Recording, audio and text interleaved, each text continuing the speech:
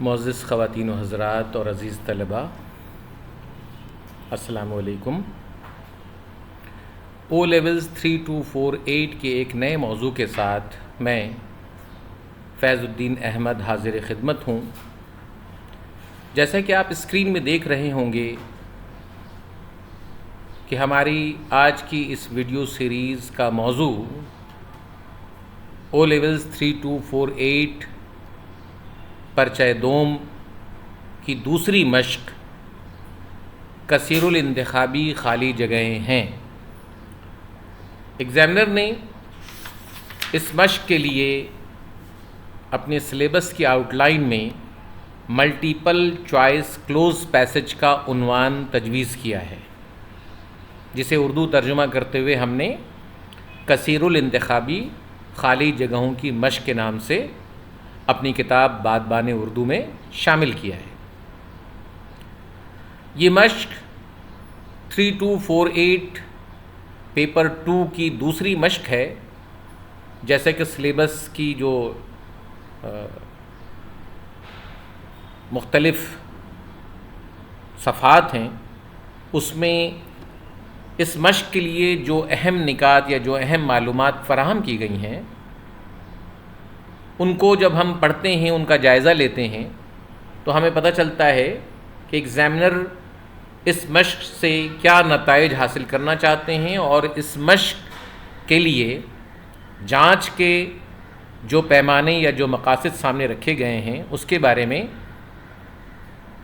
Examiner के जहन में या निसाब की कमेटी के जहन में क्या ख़यालात हैं। आपको मालूम है कि क्लोज़ पैसेज इससे पहले भी निसाब का हिस्सा रहा है और 5 नंबरों का सवाल क्लोज़ पैसेज का 3248 के निसाब में इससे पहले भी आता रहा है। लेकिन अब इसमें ज़रा सा मॉडिफाई किया है इस मश्क को एग्ज़ामिनर ने और निसाब की कमेटी ने। पहले 5 खाली जगहों के लिए 15 अल्फाज दे दिए जाते थे और उन 15 अल्फाज से बच्चे ख़ुद ही खाली जगहों के लिए मुख्तलिफ़ लफ्ज़ों का इंतखाब करके जवाब तहरीर कर देते थे। लेकिन अब मल्टीपल चॉइस के तौर पर हर खाली जगह के लिए ABCD की शक्ल में 4 अल्फाज मौजूद होंगे और तलबा उनमें से दुरुस्त लफ्ज़ का इंतखाब करके सही अल्फ़ाबेट के खाने पर यानी बॉक्स पर A पर, B पर, C पर या D पर टिक का निशान लगाएंगे, राइट का निशान वहाँ पर शब्द कर देंगे। इस हवाले से जो सिलेबस के डॉक्यूमेंट में सिलेबस की जो दस्तावेज़ है, उसमें जो एग्ज़ामिनर की हिदायत है वो क्या है, इसको भी देख लीजिए कि candidate read a short text with gaps to be filled from multiple choice options. यानी तलबा एक छोटा सा पैसेज, छोटी सी इबारत पढ़ेंगे, तकरीबन कोई 100 से 150 अल्फाज की इबारत होगी। वो उसकी जो तवालत है वो 100 से 150 अल्फाज की हो सकती है। तो जब वो पढ़ लेंगे तलबा, तो फिर उस इबारत के बीच में 10 गैप्स होंगे, 10 खाली जगह होंगी, उसको फील्ड करेंगे। किसके ज़रिए से? मल्टीपल चॉइस ऑप्शन में जो अल्फाज लिखे हुए हैं उसके ज़रिए से। अच्छा, दिस एक्सरसाइज एग्जामिनर क्या कहता है कि this exercise test the application of grammatical usage in context such as.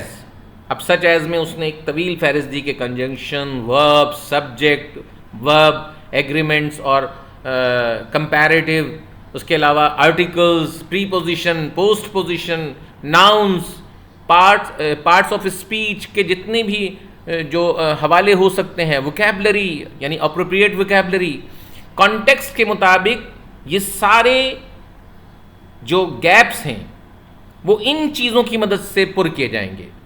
उसमें कहीं प्रीपोजिशन, कहीं पोस्ट पोजिशन, कहीं आर्टिकल, कहीं नाउन्स, कहीं वर्ब, कहीं पर एडजेक्टिव, कहीं जो कॉन्टेक्स्ट के लिहाज से कंपैरेटिव, इन सब चीज़ों को पूछा जा सकता है। और इसको जांचा कैसे जाएगा 10 नंबरों के इस काम को, जो ओ लेवल्स 3248 की दूसरी मश्क है 10 नंबरों की, इस काम को जांचा कैसे जाएगा, इसके हवाले से R2, W3, W4 और W5 की बात की गई। और जाहिर सी बात है ये बातें हम बहुत तफसील से कर चुके हैं, वक्त बचाने के लिए मैं बस जल्दी जल्दी कुछ बातें आपके सामने रख देता हूँ कि भाई जाहिर सी बात है एक टेक्स्ट जो पढ़ेगा तो उसमें आरा, उसमें जो मौज़ूआत है या जो उसका तर्ज़ इज़हार है उसकी तफ़हीम बच्चे से हुई कि नहीं हुई, ये R2 है, यानी उसको समझ पाया कि नहीं समझ पाया। और फिर उन बातों को कॉन्टेक्चुअल रेफरेंस के ज़रिए से जो 4 अल्फाज मल्टीपल चॉइस के तौर पर ABCD में दिए गए हैं उनको सामने रखते हुए कवायद के लिहाज से, नहवी एतबार से और जुमले की साख्त यानी स्ट्रक्चर के हिसाब से अपने ज़ख़ीरे अल्फाज की मदद से या जो हुर्फ़ जार, अत्फ़, ने, पर, से तक जो भी पढ़ रहा है बच्चा उसकी मदद से और फ़ेल की मदद से यानी वर्ब की मदद से उन खाली जगहों को ठीक तरीके से पुर कर रहा है कि नहीं, भर रहा है कि नहीं, जुमले को सही तरीके से मुकम्मल कर रहा है कि नहीं, ये मकसद है।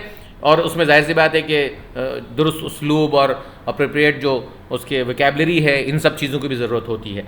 तो मुख्तसरन हम आगे बढ़ते हैं। सिलेबस B 3248 पेपर 2 में जो परिचय दोम है उसमें आपको मालूम है कि पहली जो चीज़ है, पहला जो सवाल है वो जुमलों की साख्त में तब्दीली का है, सेंटेंस ट्रांसफॉर्मेशन। और अब हम जो करने जा रहे हैं कसरुल इंतखाबी मशक़ें, ये इस पेपर का दूसरा सवाल है। तीसरे सवाल पे आपको वीडियो लेक्चर्स मिल चुके हैं, तौसी मज़ामीन के हवाले से, तौसी नसरी जो तहरीरें हैं उसके हवाले से, एक्सटेंडेड राइटिंग और फिर तर्जुमा नवीसी। ये 4 चीज़ें निसाब का हिस्सा हैं पेपर 2 के लिए। हम आगे बढ़ते हैं और देखते हैं कि हमारी जो किताब है बादबान उर्दू परिचय दोम यानी बुक 2, उसमें इन मशकों को किस तरीके से तरतीब दिया गया है और कौन सी ऐसी बातें हैं जो मुनफरिद बनाती हैं इस मश्क को दूसरी किताबों से। तो सबसे पहले आपको पता होना चाहिए कि बादबान उर्दू बुक 2 में ये जो मल्टीपल चॉइस क्लोज पैसेज है इसमें दूसरी मश्क सफ़ा नंबर 72 से लेकर 125 पर दस्तयाब है। ये जो दूसरी मश्क है आपकी कसरुल इंतखाबी खाली जगह, ये बुक 2 में बादबान उर्दू की बुक 2 में जो ऑक्सफोर्ड यूनिवर्सिटी प्रेस से शाया हुई इस किताब में सफ़ा नंबर 72 से लेकर 125 पर ये मशक़ें शामिल की गई हैं। और इन मशक़ों को तरतीब देते हुए, इसको तहरीर करते हुए कुछ अदबी शाहपारों से भी पैसेजेस निकाले गए हैं, ज़्यादातर ख़ुद से लिखे गए हैं। और उसमें इन बातों का ख्याल रखा गया है कि कैम्ब्रिज के एग्ज़ामिनर ने जो जो हिदायत हमें निसाब में फ़राहम की थी कि इसमें हुर्फ़ अत्फ़ भी शामिल करें, हुर्फ़ जार भी शामिल करें और प्री पोजीशन भी शामिल करें, पोस्ट पोजीशन भी शामिल करें, सिफत भी शामिल करें, नाउन भी शामिल करें, वर्ब भी शामिल करें। तो हमने इन तमाम बातों को सामने रखते हुए हर इबारत में कुछ न कुछ ऐसी बातें ज़रूर शामिल की हैं ताकि बच्चों की इम्तिहान के नुक्ते नज़र से सही जो है वो तरबियत हो सके और वह इम्तिहान में बासानी इस सवाल का जवाब क्या है बल्कि इस सवाल के दुरुस्त अल्फाज की निशानदही करके पूरे नंबर हासिल कर सकें। तो सवाल नंबर 2, अब हम मश्क की तरफ आते हैं। ये हिदायत है हमारी किताब का जिसमें इन तमाम बातों को दोहराया गया है, तमाम बातें डिज़ाइन करके शामिल कर दी गई हैं और इसमें बताया गया है कि 100 से 150 अल्फाज की जो इबारत होगी उसमें कुछ गैप्स होंगे, 10 गैप होंगे। उन 10 खाली जगहों पे दुरुस्त अल्फाज पढ़कर ABCD में जो मौजूद हैं उसमें तलबा सही टिक निशान लगाएंगे। टिक पर ऐसे, ये जो मेरा कर्सर है जहाँ पर बहुत बारीक है देख लीजिए, यहाँ पर ये जो दूसरी जो बुलेट पॉइंट है ब्लैक से जो वाजे किया गया है, जवाब पर टिक का निशान लगाएंगे। असल ये टिक की बुनियाद पर नंबरिंग होगी कि सही टिक लगा हुआ है कि गलत टिक लगा हुआ है। इस काम के 10 नंबर हैं और इसके सवाल नंबर 6 से 15 है, यानी 6, 7, 8, 9, 10, 11, 12, 13, 14 और 15। आपको पता है कि 5 सेंटेंस ट्रांसफॉर्मेशन आप इससे पहले कर चुके होंगे इम्तिहान में। 5 के बाद 6 से लेकर 15 तक ये खाली जगहों के सवालात होंगे और ABCD के ज़रिए से सही टिक पर सही नंबर मिलेंगे और गलत टिक पर कोई नंबर नहीं मिलेंगे, कोई नेगेटिव मार्किंग नहीं होती। ठीक है जी। और इसमें क्या क्या बातें शामिल की गई हैं, ये जो मश्क के मकासद हैं उसमें क्या हमने लिखा है, क्लोज पैसेजेस के ज़रिए तलबा की जिन सलाहियतों को जांचा जाना मकसद है उनमें सियाक़ व सबाक़ के मुताबिक क़वायद को जाँचना, ग्रामर के उसूलों को जाँचना, जुमले की साख को समझते हुए जो मुख्तलिफ़ किस्म के सही अल्फाज हैं उसकी सही शनाख्त करना, फ़ेल और फ़ाइल की मुताबिकत को समझना, हुरूफ की जो मुख्तलिफ़ शक्लें हैं यानी हुरूफ जार, प्रीपोजिशन, हुरूफ अत्फ़ यानी कंजंक्शन वगैरह को दुरुस्त अंदाज से इस्तेमाल करना और इबारत के मुताबिक मौजू अल्फाज यानी सूटेबल वर्ड्स जिसको हम कहते हैं ज़ख़ीर अल्फाज उसको दुरुस्त तरीके से इस्तेमाल करना, अल्फाज रब्त के ज़रिए सही खाली जगह को पुर करना, वाहिद जमा का सही इस्तेमाल करना, यानी जमा की फॉर्म में अगर कोई बात पूछी गई है और वाहिद लफ्ज़ लिखा हुआ है तो भी गलत तस्वुर होगा, क्या वो लफ्ज़ जमा के तरीके से मौजूद है तो जमा के ही जवाब देना चाहिए, वाहिद जमा का सही इस्तेमाल करना, मुज़क्कर मुअन्नस का ख्याल रखना। इन बातों के ज़रिए से आप सही नंबर हासिल कर सकते हैं। और हमने यहाँ पर कुछ मिसालें भी दी हैं इस किताब में, जैसे हुरूफ की मिसाल दी है, मेज़ डैश किताबें रखी हैं, अब 4 ब्लैंक्स दिए हुए हैं, 4 मल्टीपल चॉइस है, मेज़ से किताबें रखी हुई हैं ए, मेज़ पर किताबें रखी हैं बी, मेज़ में किताबें रखी हैं सी, मेज़ का किताबें रखी हैं डी। तो आपको मालूम है कि मेज़ पर किताबें रखी जाती हैं, आप ये बी पर टिक का निशान लगा देंगे और ये सही जवाब तसव्वुर किया जाएगा। ये हुरूफ की मिसाल है। इसी तरह वर्ड्स की मिसाल भी हो सकती है, जैसे ये वर्ड की मिसाल है, मौजू अल्फाज, सूटेबल वर्ड्स, अच्छी वोकेबलरी के लिहाज से कवायद का ख्याल रखते हुए बात करना। अब देखिए इसमें कवायद का, ग्रामर के उसूलों का ख्याल रखा गया है और क्या बच्चा गलती करेगा और किससे बचना है ये मिसाल दी हुई है। दूसरी मिसाल देखिए, अजायब घर में बहुत से डैश रखे हैं। अब ये जमा का सेगा इस्तेमाल किया गया है, अजायब घर में बहुत से डैश रखे हैं। अब इसमें बहुत से मुजस्मे रखे हैं, ए है, क्या नज़र आ रहा है आपको, मुजस्मे रखे हैं ए, बहुत से मुजस्मा रखा है बी, बहुत से तस्वीर रखे हैं सी, बहुत से गाड़ी रखे हैं डी।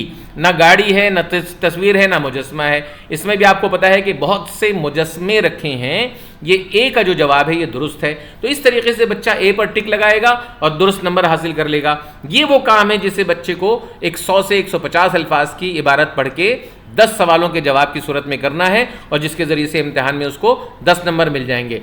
हमने अपनी किताब में इन मशकों को इस तरह से पेश किया है। ये मशकें 100 से 150 अल्फाज पर मुश्तमिल मुख्तलिफ़ तरह के मौज़ूआत पर हैं।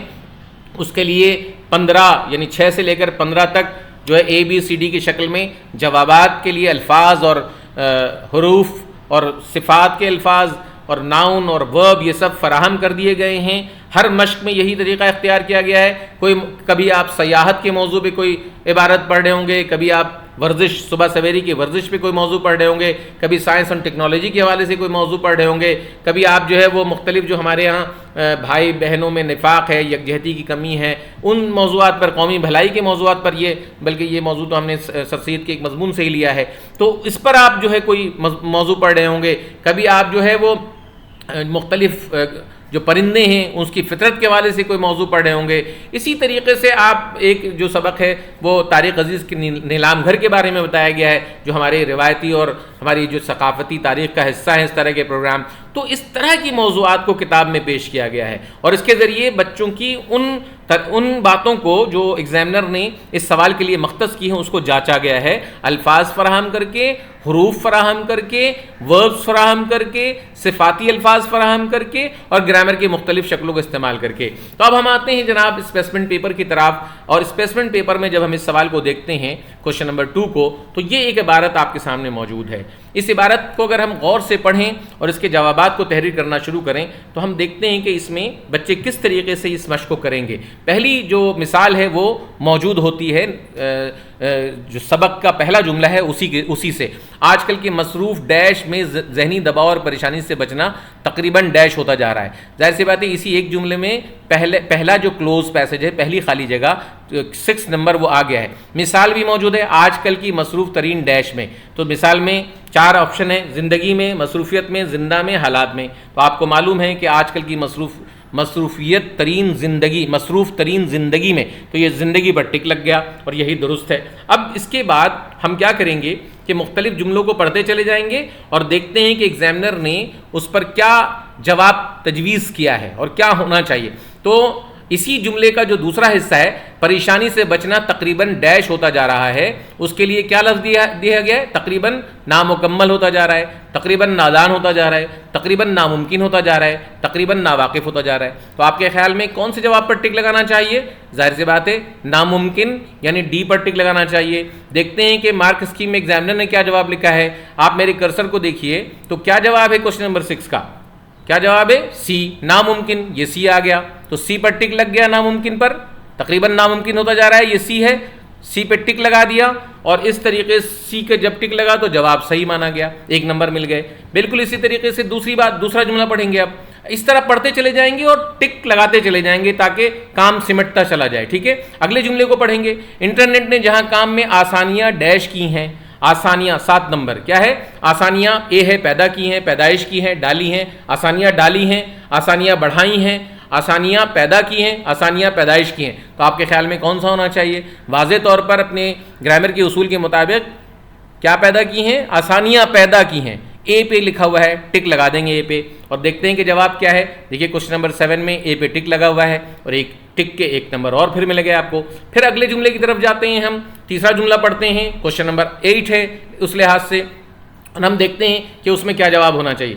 ऐसे में कोई मिजाहिया मुकालमा, दिलचस्प वाकया या फिर कोई अच्छा शेर सुनते ही हमारा मूड डैश हो जाता है। 8 नंबर हमारा मूड डैश हो जाता है। 8 नंबर में हमारा मूड हैरान हो जाता है। क्या आपके ख्याल में जवाब दुरुस्त है? हमारा मूड खुश अखलाक हो जाता है। क्या दुरुस्त है? हमारा मूड खुशी हो जाता है। क्या दुरुस्त है? सी में हमारा मूड खुशगवार हो जाता है। तो मूड जो है वो खुशगवार होता है। ठीक है जी, मूड खुशगवार होता है और ये डी में जवाब है। तो हम देखते हैं कि डी का जवाब क्वेश्चन नंबर 8 का है कि नहीं। हाँ बिल्कुल दुरुस्त है। 8 नंबर पे डी पे टिक लगाया गया था। ये फिर आपको स्पेसिमेन पेपर के लिहाज से नंबर मिल गए।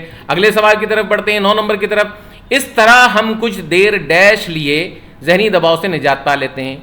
कुछ देर डैश लिए, 9 नंबर में कुछ देर डैश लिए। अब क्या इसमें अल्फाज हैं हमारे पास 9 में? अब यहाँ पे कह है, काफ है वाला कह, तो कुछ देर कह लिए, ये कह लिए हो नहीं सकता। कुछ देर के लिए, हाँ यहाँ पे बात समझ में आ रही है। कुछ देर में लिए नहीं हो सकता। कुछ देर से लिए नहीं हो सकता। इसका मतलब है ये जो बी में के है, इस बी के पर निशान लगा देंगे। अगर वो बच्चा कह पे निशान लगाएगा तो गलत हो जाएगा। हालांकि साउंड थोड़ी सी फर्क के साथ साउंड जो है बच्चा गलती करता है, मगर बी का जो जवाब है के, ये के दुरुस्त है। लिहाजा हम देखते हैं टिक लगाने के बाद कि 9 नंबर का जवाब दुरुस्त है कि नहीं। जी हाँ बिल्कुल 9 नंबर का जवाब क्या है? बी है। देखिए मेरा कर्सर यहाँ पर, बी जवाब दुरुस्त है, 1 नंबर मिल गया।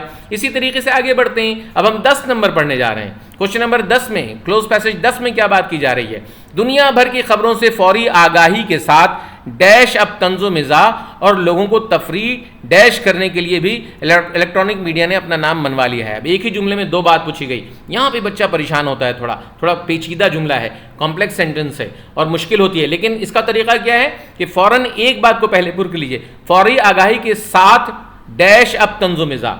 अब यहाँ पर हम पहले चलते हैं 10 नंबर पे। फौरी आगाही के साथ पहले नहीं हो सकता, साथ आगे नहीं हो सकता, साथ साथ हो सकता है, साथ दूर नहीं हो सकता। इसका मतलब है ए बी दोनों गलत हो गया, डी भी गलत हो गया। फौरी आगाही के साथ साथ, हम कहते हैं ना इसके साथ साथ, तो फौरी आगाही के साथ साथ पता चला साथ साथ साउंड के लिहाज से ठीक लग रहा है। सी पे टिक लगाया। अब देखते हैं कि एग्जामिनर ने क्या लिखा है। बिल्कुल क्वेश्चन नंबर 10 के लिए भी देखिए, कर्सर को मेरे देखिए, सी पे उसने जवाब लगाया है और 1 नंबर मिल गए हैं। इसी तरीके से आगे बढ़ेंगे और आगे बढ़ने के बाद हम फिर आगे बढ़ेंगे 11 नंबर के सवाल को। अब 11 नंबर में क्या है? उसी जुमले को मजीद वजाहत है के साथ साथ अब तंजो मिजा और लोगों को तफरी डैश करने के लिए भी इलेक्ट्रॉनिक मीडिया ने अपना नाम मनवा लिया है। तफरी डैश करने के लिए, तफरी डैश करने के लिए जहन में बिठाया और आगे गए।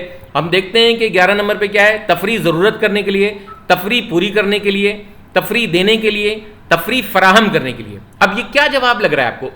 2 बातों में बच्चा कंफ्यूजन का शिकार होगा। तफरी क्या पूरी की जाती है? तफरी दी जाती है, तफरी फराहम की जाती है। सोशल मीडिया तफरी फराहम करता है। तो पता चला 11 नंबर पे सूटेबल वर्ड कौन सा है, वोकैबुलरी कौन सी है? फराहम करना। तो तफरी फराहम करने के लिए तफरी फराहम कर दी गई। डी पे हमने टिक लगाया। देखते हैं एग्जामिनर ने 11 नंबर पे क्या कहा। बिल्कुल डी पे देखिए, कर्सर को देखिए, डी पे टिक लगा हुआ है और डी पे 1 नंबर मिल गए। तो इस तरीके से आपने 11 नंबर का हल भी कर लिया। अब 12वें नंबर पे आते हैं, क्लोज पैसेज 12। हम देखते हैं आगे क्या है। अब लोग मिजाह पढ़ने से ज्यादा टीवी पर देखने को डैश देने लगे हैं। 12 नंबर पे टीवी पर देखने को डैश देने लगे हैं। अब देखते हैं 12 नंबर पे क्या लफ्ज है। ए पे तरजीह है, प्रेफर करना, प्रेफरेंस देना। तरजीह देने लगे हैं, बिल्कुल सही लग रहा है। ठीक है, अब सवाल को अगर गड़बड़ लग रही है तो फिर से देख लीजिए। टीवी पर देखने को तरजीह देने लगे हैं, अहम देने लगे हैं, जरूरत देने लगे हैं, बेहतर देने लगे हैं। आपको क्या लगता है तरजीह देने लगे, प्रॉपर या अप्रोप्रिएट वर्ड है, बिल्कुल सूटेबल वर्ड है, तरजीह देने लगे हैं। फौरन हम जाएंगे और 12 नंबर में चेक करेंगे। 12 नंबर में देखिए ए का जवाब दुरुस्त माना गया है और ए में ही क्या लिखा हुआ है, तरजीह लिखा हुआ है, जिस पे आपने टिक लगाया था। इस तरीके से आपको नंबर मिलते चले जाएंगे। अब 13 नंबर देखते हैं। 13 नंबर में क्या बात हो रही है, हम देखते हैं कि उसमें क्या जवाब होना चाहिए। शायद इसकी एक बड़ी वजह यह है कि अब लोगों के डैश ज़्यादा वक्त नहीं होता, लोगों के डैश 13 नंबर में लोगों के डैश। 13 नंबर में क्या अल्फाज है, लोगों के करीब ज़्यादा वक्त नहीं होता, लोगों के साथ ज़्यादा वक्त नहीं होता, लोगों के बराबर ज़्यादा वक्त नहीं होता, लोगों के पास ज़्यादा वक्त नहीं होता। क्या लगा आपको, डी जो हमने पढ़ा, लोगों के पास ज़्यादा वक्त नहीं होता, वो दुरुस्त लग रहा है। टिक लगाया 13 नंबर पे। डी में देखते हैं क्या जवाब है। जी जनाब 13 पे डी पे देखिए, कर्सर पे क्या लिखा हुआ है, डी लिखा हुआ है और दुरुस्त हो गया, 1 नंबर और मिल गए। इस तरीके से आप एक एक नंबर हासिल करते चले जाएंगे। अब तक आपने इस सवाल के 8 नंबरों के जवाब दे दिए हैं और दुरुस्त दिए हैं। अब 14 नंबर पे हम आ गए, सवाल नंबर 14, क्लोज नंबर 14। इसको हम देखते हैं क्या है जुमला। इस कम वक्त में वो 400 सफ़हात की किताब डैश के बजाय आधे घंटे के प्रोग्राम से लुत्फानंदोज होते हैं। किताब डैश की बजाय, अब ये 14 नंबर में किताब डैश, किताब पढ़ के की बजाय, किताब पढ़ने की बजाय, किताब पढ़ाई की बजाय, किताब पढ़ाने की बजाय, तो क्या होना चाहिए आपके ख्याल में, किताब पढ़ने की बजाय, किताब पढ़ने की बजाय, बी में टिक होना चाहिए, ठीक है, पढ़ने की बजाय। अब बी जवाब जब हुआ, इसको देखते हैं। 14 नंबर में एग्जामिनर ने देखिए बी पे टिक किया हुआ है, नंबर मिल गए। एक और आगे बढ़ते हैं, लास्ट स्टेप हम पहुंच गए, आखिरी इस पे। ये सारा प्रोसेस देखिए, रीडिंग के साथ साथ टिक लगाने के साथ साथ सब कुछ 10 मिनट के अंदर हो जा रहा है। 10 मिनट से ज़्यादा नहीं सर्फ हो रहा है, 10 मिनट से ज़्यादा वक्त नहीं लग रहा है। तो आखिरी भी हम जुमला पढ़ते हैं और जवाब में टिक लगा लेते हैं। इलेक्ट्रॉनिक मीडिया में ऐसे प्रोग्रामों की भरमार है जिनका डैश सिर्फ तफरी फराहम करना है, जिनका डैश, जिनका 15 नंबर पर जिनका वजह नहीं हो सकता, जिनका तलाश, जिनका मकसद सिर्फ तफरी फराहम करना है। तो क्या जवाब हुआ, मकसद। जिनका मुकद्दर, ये भी नहीं हो सकता। तो सी जवाब सही लग रहा है पढ़ने में। हमने सी पे टिक लगाया, चेक किया, एग्जामिनर ने भी सी पे टिक लगाया हुआ है। इस तरीके से स्पेसिमेन पेपर को मैंने आपके सामने पूरा एक एक जुमला पढ़ के जवाब पे टिक लगा के दिखाया और यही तरीका आप अपने इम्तिहान में अख्तियार करेंगे तो एक अच्छा जवाब लिख सकेंगे। अब मैं आपके सामने अपनी किताब से कुछ बातें रखता हूं और हम देखते हैं कि इसका क्या जवाब होना चाहिए, क्या वो जवाब दुरुस्त है कि नहीं। बच्चे ने एक काम किया, इस किताब में बच्चे ने एक काम किया, तालिब इल्म ने एक काम किया। हम देखते हैं उसने कितने सवालों के जवाब दुरुस्त लिखे और कितने के गलत लिखे और उसे इस काम में कितने नंबर मिल सकते हैं। पढ़ते हैं जी, एक एक जुमले को जैसे मैंने तरीका सिखाया वैसे ही पढ़ेंगे और जवाब को चेक करते चले जाएंगे। सेहत के माहिरीन का कहना है कि सुबह का नाश्ता हर उम्र के अफराद के लिए नहायत ज़रूरी है। बच्चे हों या बड़े, मर्द हों या ख़वातीन, सबको नाश्ता ज़रूर करना चाहिए।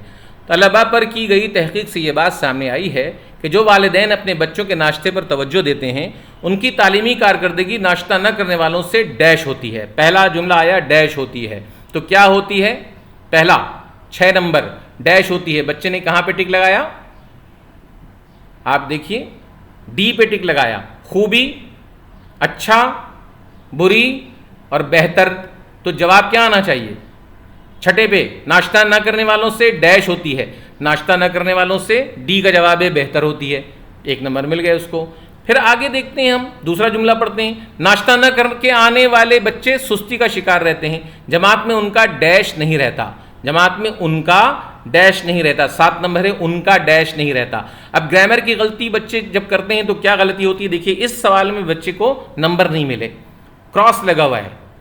जवाब के लिए क्या क्या लफ्ज़ दिया गया, ए है ध्यान नहीं रहता, बी है तवज्जो नहीं रहती, सी है काम नहीं रहता, डी है रोब नहीं रहता।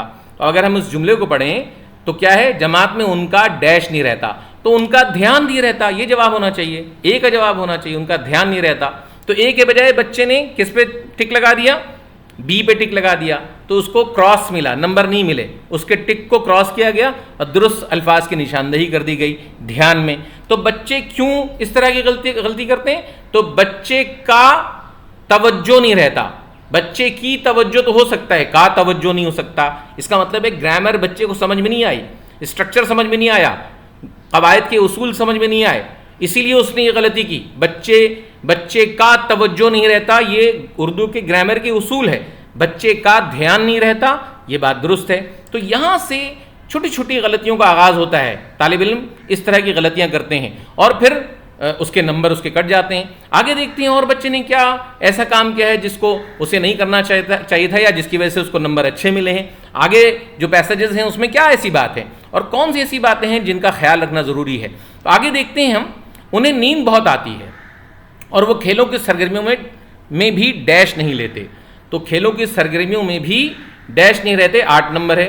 8 नंबर में क्या अल्फाज हैं? दिलचस्प नहीं लेते, दिलचस्पी नहीं लेते, हिस्से नहीं लेते, कुछ नहीं लेते। तो जाहिर सी बात है, बहुत वाज़ेह है जवाब, दिलचस्पी नहीं लेते। खेलों की सरगर्मियों में भी दिलचस्पी नहीं रहते। बच्चे ने सही टिक लगाया हुआ है बी पर और बी के नंबर उसको मिल गए। इसके बाद अब 9 नंबर को देखते हैं। 9 नंबर में क्या बात पूछी गई है? अक्सर माहिरीन का ख्याल है कि नाश्ता दिन की सबसे अहम डैश होती है। सबसे अहम डैश होती है, 9 नंबर है। 9 नंबर में क्या अल्फाज हैं? बात होती है, सबसे अहम बात होती है, सबसे अहम खाना होता है, सबसे अहम ग़िज़ा होती है, सबसे अहम दाना पानी होता है। तो जाहिर सी बात है सबसे अहम ग़िज़ा होती है, तो ग़िज़ा होती है सी में है। बच्चे ने सी पे टिक लगाया हुआ है, नंबर मिल गए। इसी तरीके से अगले जुमले की तरफ चलते हैं और उसमें खाली जगह को देखते हैं क्या है। अब तक आपने 9 नंबर तक 6, 7, 8, 9 देख लिया। बच्चे ने एक गलती की, 3 दुरुस्त किए। आगे हम देखते हैं, इसलिए नाश्ते का छोड़ना बहुत से जिस्मानी अमराज का बायस बनता है। नाश्ते से जिस्म को तवानाई हासिल होती है, जहन डैश रहता है। अगला जुमला क्या है? जहन डैश रहता है। 10 नंबर पे देखते हैं क्या अल्फाज हैं। 10 में है जहन सुस्ती रहता है, गलत हो जाएगा। जहन सुस्त रहता है। अब अगर नाश्ता करेगा तो जहन कैसे सुस्त रहेगा? एक मायने के खिलाफ बात जा रही है। जहन ताज़ा रहता है, जहन ताजगी रहता है। तो क्या होना चाहिए आपके ख्याल में? देखिए गौर से, जहन ताज़ा रहता है, सी। तो अब सी पे टिक लगा दिया बच्चे ने और बिल्कुल दुरुस्त माना जाएगा, क्योंकि जहन सुस्त रहता है। ये जुमला अपने स्ट्रक्चर के हिसाब से ठीक है, मगर क्या कॉन्टेक्चुअल रेफरेंस के लिहाज से जहन सुस्त रहता है दुरुस्त है? क्योंकि बात हो रही है नाश्ते से जिस्म को तवानाई हासिल होती है, कौमा जहन सुस्त रहता है। तो सुस्त रहता है गलत हो जाएगा, क्योंकि कॉन्टेक्चुअल मीनिंग गलत हो गई। तो इस बारीकी को भी समझना है। सिर्फ जुमले का स्ट्रक्चर सही होने से लफ्ज नहीं आएगा, बल्कि कॉन्टेक्चुअल रेफरेंस में वो मीनिंग सही आ रही कि नहीं आ रही। तो जहन क्या रहता है यहाँ पर? जहन ताज़ा रहता है, क्योंकि नाश्ता कर लिया है, जिस्म में तवानाई आ रही है, जहन में जहन ताज़ा हो रहा है और आसाब मजबूत होते हैं। मौसम गर्मा में दलिया और दही का इस्तेमाल नाश्ते में डैश है। 11 नंबर नाश्ते में डैश है। क्या है अल्फाज? देखते हैं 11 पे। नाश्ते में मुफीद है, पहला। नाश्ते में फ़ायदा है, दूसरा। नाश्ते में अच्छे है, तीसरा। नाश्ते में ज़रूर है। तो जाहिर सी बात है मुफीद है, यूज़फुल है। 11 नंबर पे यूज़फुल पे टिक लगा हुआ है, मुफीद पे टिक लगा हुआ है, बिल्कुल सही लगा हुआ है। 11 नंबर भी ठीक है। 12 नंबर देखते हैं अब क्या है। इसके अलावा ताज़ा फलों का जूस इस्तेमाल करने वाले लोगों के चेहरे और जिल्द की डैश और तवानाई देखने के काबिल होती है। अब यहाँ जिल्द की डैश और तवानाई, अब यहाँ पे भी बच्चे ने देखते हैं क्या क्या ऐसा काम किया है। जिल्द की अब यहाँ पर देखिए, जिल्द की डैश और तवानाई। अब जिल्द की चमक और तवानाई, जिल्द की रोशनी और तवानाई, जिल्द की शगुफ्ता और तवानाई, जिल्द की शादाबी और तवानाई। तो जिल्द शादाब होती है, ठीक है। लोग चमक भी इसको कह देते हैं, लेकिन ये सही उर्दू नहीं है। सही उर्दू क्या है? जिल्द शादाब है। शगुफ्ता और शादाब जैसे लफ्ज़ इस्तेमाल करते हैं। तो यहाँ पर सही टिक डी पे है और डी पे उसने सही लगाया है, जिल्द शादाब है। और ये बहुत यानी पेचीदा था इस काम को करना, मगर सही टिक लगा हुआ है। बच्चे ने समझा इस बात को और सही टिक लगाने पर उसको सही नंबर मिल गए। 12 नंबर का भी सही हो गया। इसके बाद क्या है? अगर आप नाश्ता नहीं करेंगे, दिन डैश भूख महसूस होती रहेगी, कॉमा के बाद दिन डैश भूख महसूस होती रहेगी। तो अब दिन डैश भूख महसूस होती रहेगी। जवाब क्या होना चाहिए 13 पे? 13 नंबर पे तसलसल, दिन तसलसल, दिन मुसलसल, दिन भर और दिन हरगिज। तो दिन भर सुनने में ही सही लग रहा है, सी का जवाब जो है वो सही है। दिन भर क्या होती रहेगी?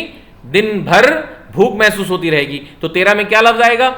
भर आ जाएगा और बच्चे ने भर पे सही टिक लगाया हुआ है। इसके बाद 14 नंबर को देखते हैं क्या कहते हैं यहाँ पर। नाश्ता करने से मेटाबॉलिज्म हरकत में आता है और भूख के हार्मोन्स कंट्रोल में रहते हैं। माहिरीन कहते हैं कि मोटापे से डैश के लिए भी नाश्ता बेहद ज़रूरी है। मोटापे से डैश के लिए 14 नंबर, मोटापे से गुरेज के लिए, मोटापे से दूर के लिए, मोटापे से बचने के लिए, मोटापे से बचना के लिए। तो क्या होना चाहिए? सी बचने के लिए, ग्रामर के हिसाब से सही है। तो मोटापे से बचने के लिए सही टिक लगाया हुआ है, नंबर मिल जाएंगे उसको। उसके बाद एक और क्या लफ्ज़ है आखिरी? आखिरी लफ्ज़ है 15 नंबर।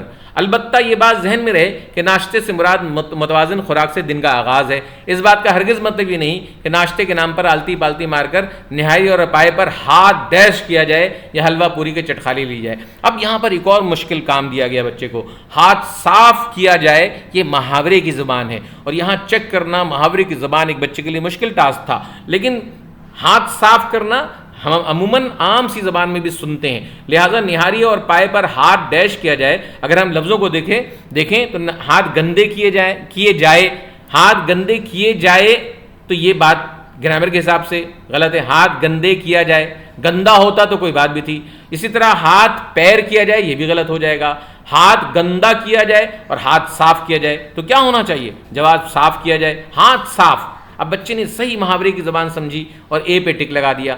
इस तरीके से इस बच्चे ने जब सारे सवालों के जवाब लिखे तो उससे सिर्फ क्वेश्चन नंबर 7 में गलती हुई, बकिया 9 के 9 उसने दुरुस्त निशानदही की और उस एक ज़रा सी ग्रामर को ना समझने की वजह से ये गलती हुई और इस काम में उसे 10 में से 9 नंबर मिले। ये 1 नंबर बहुत अहम होते हैं, ये आपके थ्रेशोल्ड में कभी आपके ग्रेड को आगे बढ़ा देते हैं और कभी आपके ग्रेड को नीचे कर देते हैं। लिहाजा इस 1 नंबर के लिए भी सख्त मेहनत करनी है और आपको मशक करनी है। ओ लेवल्स 3248 के लिए मेरी जो बातबान उर्दू की किताब है उससे आप मदद लीजिए, 50 इबारतें मौजूद हैं। खूब जम करके मेहनत कीजिए और इम्तिहान के लिए इस वीडियो से भी मदद हासिल कीजिए। उम्मीद है कि ये वीडियो आपके लिए मुफीद साबित हुई होगी और आप मल्टीपल मैचिंग क्लोज पैसेज के हवाले से कुछ बेहतरी महसूस कर रहे होंगे। इंशाअल्लाह अगले किसी वीडियो में एक नए मौजू के साथ आपसे मुलाकात होगी। इजाज़त चाहता हूँ। आदाब अर्ज़।